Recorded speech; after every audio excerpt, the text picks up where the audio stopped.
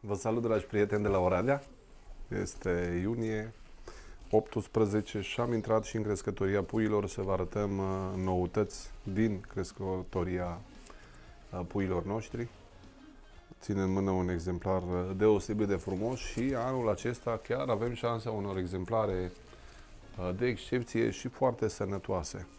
Deși am un domn care mă ajută la porumbei și îmi prinde foarte bine, îmi place ca măcar o dată pe săptămână să intru prin compartimentul puiilor și să arunc o privire, să iau porumbei în mână și vreau să vă învăț și pe voi câteva lucruri la care să fiți atenți. Indiferent că vă ajută ceva la porumbei sau nu, trebuie să fiți mereu și mereu să fiți acolo, să fiți implicați și periodic să fiți atenți la ce se întâmplă cu porumbeii voștri. De exemplu, un lucru foarte important este ventilația crescătoriei. Și dacă vă uitați, acolo avem un aerisitor și un sistem care, odată cu bătaia vântului, se învârte, are o elice și trage într-un fel sau altul praful de aici. Ce am constatat după sezonul acesta, deși podul este plin de paianjeni, așa cum spun specialiștii că trebuie să fie un pod aerisit, am constatat faptul că am nevoie de două astfel de ventilatoare și lucrul ăsta se va întâmpla probabil săptămâna viitoare. După care, când venim la pui, ne uităm la starea lor generală. Cum arată ochii, că trebuie să fie strălucitori, nările, cum arată porumbelul în mână. Uite, i-am găsit un parazit intern, deși am spreiat de păduchi. Mâna trebuie să fugă pe penaj. Penajul nu trebuie să fie uscat, ci trebuie să fie mătăsos. După care urmăriți excrementele porumbeilor. Uitați-le aici. Mai vedeți? Nu doar că sunt bob, ci sunt ca niște mingi.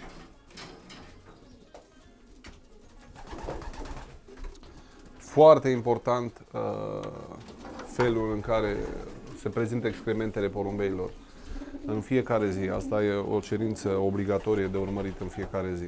Condiția generală a porumbeilor și dacă vă uitați așa pe ansamblu peste ei, cum se manifestă. Sunt atenți, nu sunt atenți, sunt apatici, nu sunt apatici.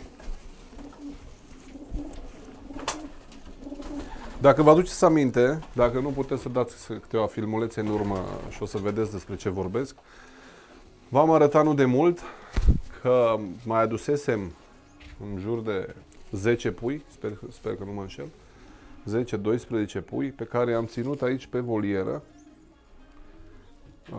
o perioadă pentru ca abia ulterior să-i las împreună cu prima serie. Am avut aproximativ vreo 10 zile în care prima serie era închisă aici, iar puii puteau să iasă prima dată în trapă și după aia afară, să înceapă să obișnuiască cu zborul, ca să le fie mai ușor să zboare împreună. Avem din nou aproximativ 28 de pui aici, mutați chiar ieri, încă unii nu sunt obișnuiți să bea apă. Doar că de data asta vom face altfel și săptămâna viitoare vom face niște modificări în compartimentul de zbor a masculilor, am să vi le arăt atunci, și acești pui, împreună cu seria 3 de pui, în jur de 40-50 de pui, plus aceștia vor poposi în compartimentul din spatele lui Cristi acum. Dar de ce vă spun toate aceste lucruri? Că s-ar putea ca pe unii să nu intereseze. Vă spun că mereu și mereu trebuie să ne adaptăm la ce avem. Este imperios necesar să nu vii cu puii din seria a doua sau a treia, să-i introduci peste puii din prima serie și nu pentru că le-ar face un lucru rău, dar puii nu știu să zboare, ei abia învață să se orienteze. Puii din prima serie sunt în plină forță. Uite aici un pui, uitați-vă la el, da? Deci e dita mai puiul. Acum dacă aduc puii pe care i-am acolo în separeu, puii ăștia tineri, ăștia peste vreo 2 săptămâni vor începe să zboare ca lumea, iar pe puii ca și acesta îi incomodează, îi trag jos cu stolul și tot ce i-am învățat, ce faci, mă? Tot ce i-am învățat până acum se duce papa sâmbetei. Așa arată puii noștri în acest moment.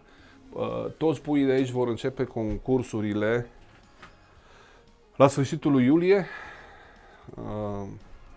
Undeva în jurul datei de 20 iulie, noi avem 4 etape de viteză, unde de regulă, și eu invit toți colegii bihoreni să o facă, prima serie și uneori și a doua serie de pui pot fi concurați cu maturii 100, 100, 200, 200, urmând ca mai departe planul de zbor cu pui să fie unul destul de ambițios la noi în Bihor, pentru că îți permite să faci categoria general, cu condiția să mergi la prima etapă de 370, după ce, bineînțeles, ai mers la 4 cu maturii, pentru că după se revine din nou treptat 100, 100, 200, 500, 300, 500, ceva de genul ăsta.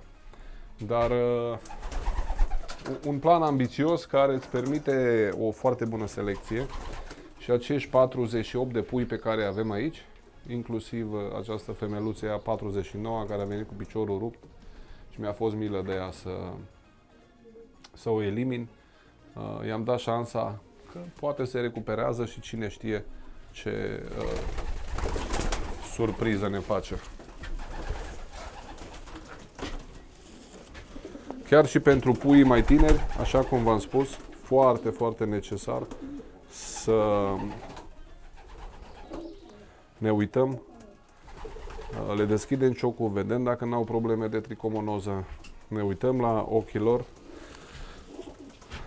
Acești pui, atât ei cât și părinții lor, în 2024, părinții și ei implicit, n-au primit niciun tratament și niciun medicament și nici nu vor primi. Periodic au cure de 5 zile cu Triconatura și cam atât. Bineînțeles, folosim Magic, Tricogo, vitamine, Protein Plus și alte bunătăți pentru ei, dar zero medicamente. Ce am făcut anul ăsta, în schimb, în premieră? Am vaccinat foarte des cu vaccinuri de calitate păstrate în condiții corespunzătoare. Și de ce vă spun asta? Pentru că vaccinul este o substanță organică care trebuie păstrată la o temperatură între 2 și 8 grade.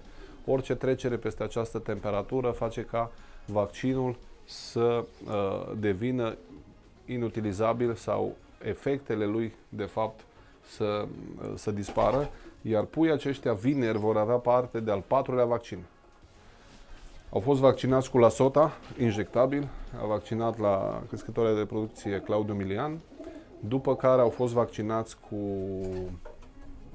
Nobilis Nucavac, după care au avut un RP și din nou vor avea un RP și până încep zborurile vor mai avea un vaccin. Să văd dacă găsesc o altă formulă pentru paramixoviroză, cum e PHA-ul sau poate un vaccin românesc, Columbo-Vac.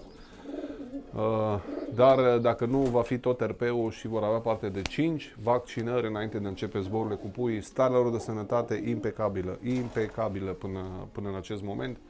Și bineînțeles, dacă vreunul dintre ei ar avea probleme de sănătate, ar dispărea imediat din crescătorie. Cam așa arată puii noștri și astea sunt sfaturile mele pentru voi.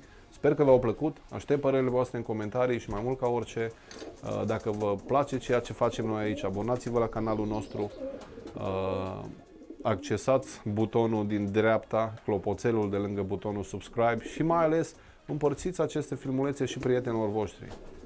Îmi doresc tare mult să creștem împreună o comunitate frumoasă care chiar știe ce înseamnă porumbelul voiajor, selecția porumbelului voiajor și ne învățăm unii pe alții. Salutări de la Oradea!